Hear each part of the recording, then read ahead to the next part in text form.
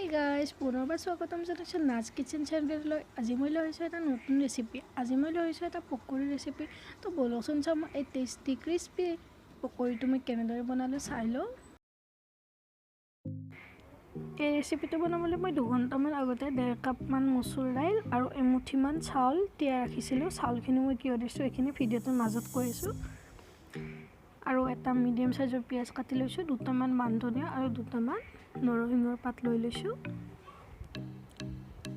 আৰু লৈছোঁ 2টামান কেঁচা জলকীয়া, 2টামান নহৰু আৰু অকণমান আদা। মই দাইলখিনিৰ লগত চাউল কিয় দিছিলোঁ সেইটো মই ভিডিঅ'টোৰ মাজত কৈ আছোঁ। এতিয়া মই এই দাইল আৰু চাউলখিনি মিক্সিত মই পেষ্ট বনাই ল'ম।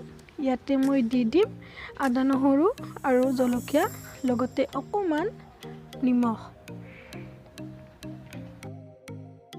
এতিয়া মই মিক্সিত পেষ্ট এটা বনাই লৈছোঁ, আপোনালোকে এনেকৈ ল'ব। আৰু এতিয়া মই ইয়াতে ধনিয়া আৰু নৰসিংহৰ পাতখিনি দি লৈছোঁ, লগতে মই পিঁয়াজখিনি দি লৈছোঁ আৰু সোৱাদ অনুসৰি নিমখ দি লৈছোঁ। তাৰপিছত এইখিনি মই ভালদৰে মিক্স কৰি ল'ম।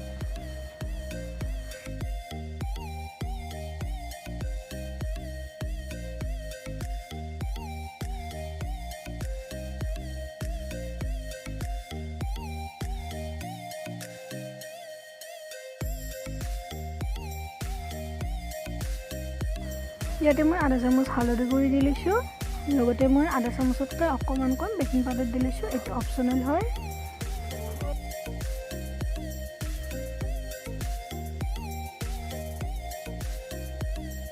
কেৰাহীখন গৰম হ'বলৈ দি তাত মই ৰিফাইন তেল দি লৈছিলোঁ আৰু তেলখিনি গৰম হোৱাৰ পিছত মই এনেদৰে পকৰিটো বনাবলৈ দি দিছোঁ সৰুকৈ।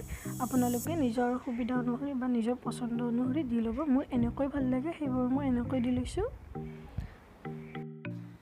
মই যে চাউলকেইটা দিছিলোঁ ইয়াতে চাউল বা চাউলৰ গুড়ি দিলে পকৰিটো খাবলৈ বহুত ক্ৰিস্পি হয়। আপোনালোকে চাউলৰ সলনি চাউলৰ গুড়ি ব্যৱহাৰ কৰিব পাৰে। মোৰ ওচৰত নাছিলে বাবে মই 2টামান চাউল দি লৈছোঁ।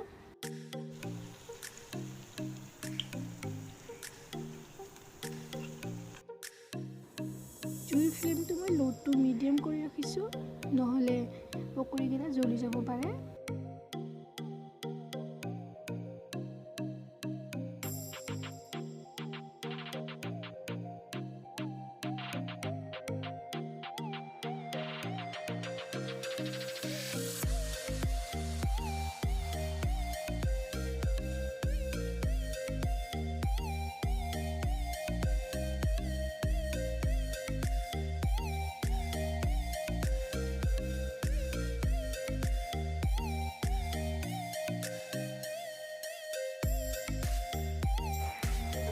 আপোনালোকে এনেকৈ দাইলৰ পকৰি খাইছেনে জনাবচোন মোক কমেণ্টত।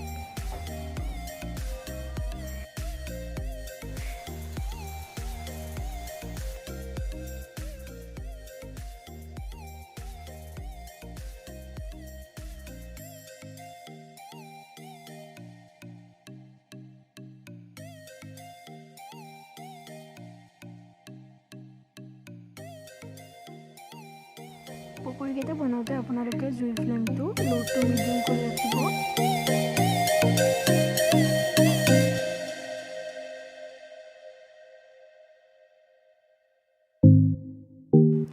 এই পকৰিকেইটা খাবলৈ বহুত টেষ্টি হয়, আপোনালোকে ট্ৰাই কৰি চাবচোন।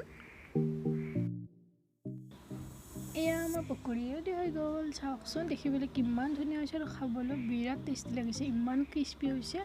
আপোনালোকে ট্ৰাই কৰি চাবচোন। পিঠাগুড়ি দিলে পকৰিটো বাহিৰে ক্ৰিস্পি হয় আৰু ভিতৰৰ ফালে অকণমান ছফ্ট হৈ থাকে আৰু খাবলৈ বহুত টেষ্টি লাগে। এয়া চাওকচোন মই এটা ভাঙি দিছোঁ, বাহিৰে ইমান ক্ৰিস্পি হৈছে আৰু ভিতৰে একদম ছফ্ট। যদি ভিডিঅ'টো ভাল লাগিলে তেনেহ'লে লাইক, কমেণ্ট আৰু শ্বেয়াৰ কৰিব। লগতে যদি মোৰ চেনেলটো নতুন হয় চেনেলটো ছাবস্ক্ৰাইব কৰি দিব।